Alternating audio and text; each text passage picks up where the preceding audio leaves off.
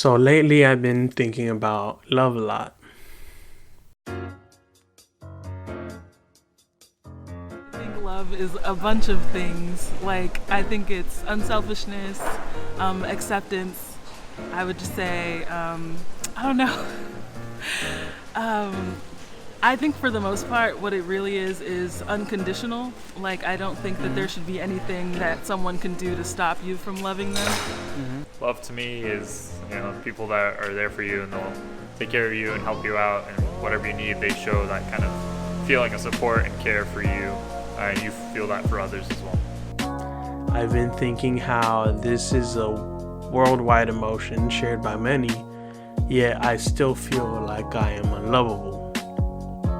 Although I continue to think, and I figured if I feel like this, then maybe somebody else felt the same way. So I dusted off my old philosophy books, watched some emotional videos on YouTube, and began trying to understand love.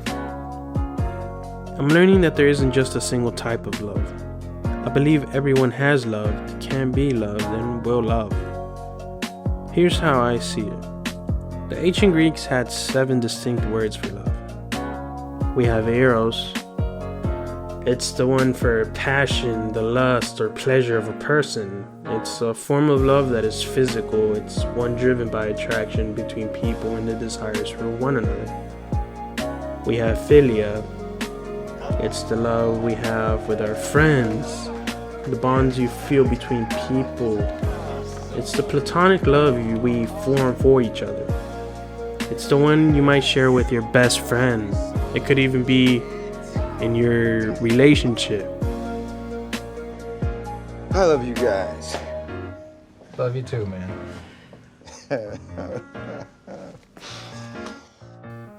Next we have Ludos.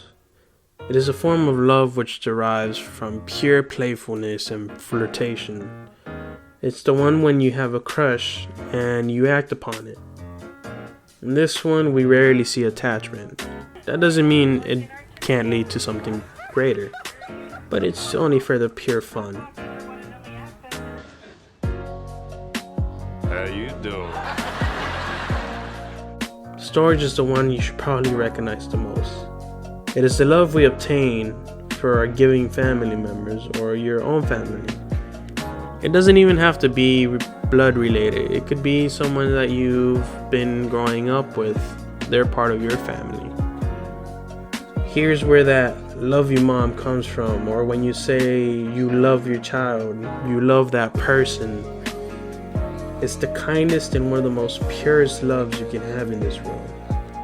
Love anything as much as I love you. I would say that to my wife, and then the second I looked in that baby's eyes, I knew in that exact moment that if we were ever under attack, I would use my wife as a human shield to protect that baby. Now here's where the good ones show up. Philautia. It's the love for oneself. It's the love you can always count on because you have to have this in order to continue your growth. It's where you look at yourself in the mirror and say, damn, I'm looking good today.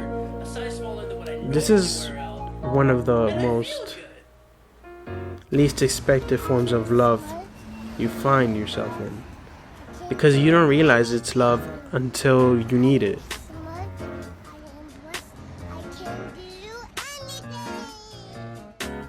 Now the 6th type, Pragma. This is the compassionate love you share with your better half. It's a love that is built on commitment and cherishing for one another. This is the one where people usually use to define what love is. It's the love that is found between 2 people who are being joined in matrimony. The one you find in couples laughing at the carnival. It's one that many people would say they don't have. I'm one of them. Last but not least, we have Agape. This is a universal love we have for all living things. It's one we share for loving humanity. It's the one you have when you love your pets. It's just for loving human or living beings in general. I say this is probably one of the most important ones you can have. What I'm trying to get at is to the people who feel unlovable, is that you shouldn't feel like that. I know that nothing I say will help you change that view, but what I am trying to do is at least help you understand that you're not unlovable, that you have someone out there who will always have feelings for you, whether it's a friend, a family member, or someone that both of you can share love with. My point for this entire thing is not only for me to have a little bit of closure on that and try to figure that out by sharing this, is just that love isn't just a single feeling. It's many, and you'll never be without love. It'll always be around the world.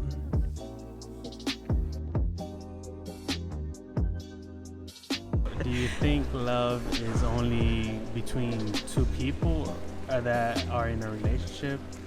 Or do you think it goes beyond that, where it can be... Love is like, I think it's like limitless. I think you can love like a bunch of different people. Definitely. I mean, you can have love for people that you barely even know, that you don't have a relationship with. It's kind of just the feelings that you get towards others.